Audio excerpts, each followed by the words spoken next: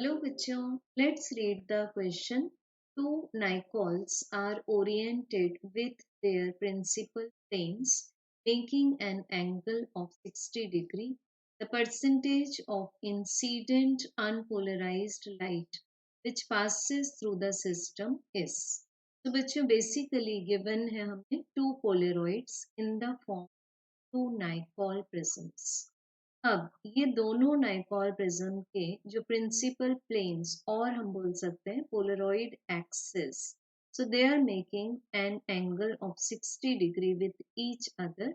अब बच्चों हमें फाइंड करना है कि जो लाइट इंटेंसिटी फाइनली ट्रांसमिट हुई है to the initial light intensity, इसका रेशियो परसेंटेज फॉर्म में क्या होगा. तो this is a question for. So first of all लेते हैं बच्चों हम लोग मैलिस लॉ. मैलिस लॉ के according the resultant intensity is equals to I dash cos square the angle between the two axis. So अगर हम initial intensity को assume कर लें, मीन्स अनपोलराइज्ड लाइट की इंटेंसिटी को हम एज्यूम कर लें आई नॉट, तो जो लाइट इंटेंसिटी फर्स्ट पोलरॉइड के बाद ट्रांसमिट होगी that will be 50%. It means I not divided bye 2. अब हम रेडी हैं अप्लाई करने के लिए malice law.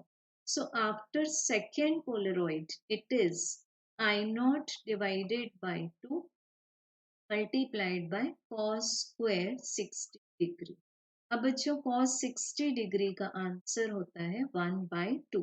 So this is equals to I not by 2 multiplied by 1/2 and it's whole square. So हमारे पास ये आंसर आ जाएगा I not divided by 8. So बच्चों अगर हम इसको परसेंटेज फॉर्म में कन्वर्ट करेंगे, so this will be 100 divided by 8 if assumption is the original intensity is 100. So ये हमारे पास ये आंसर आ जाएगा 12.5%. It means अगर initial intensity 100 थी for unpolarized light, so finally 12.5 part हमें final second polaroid के बाद मिलेगा. So correct answer is option number 3.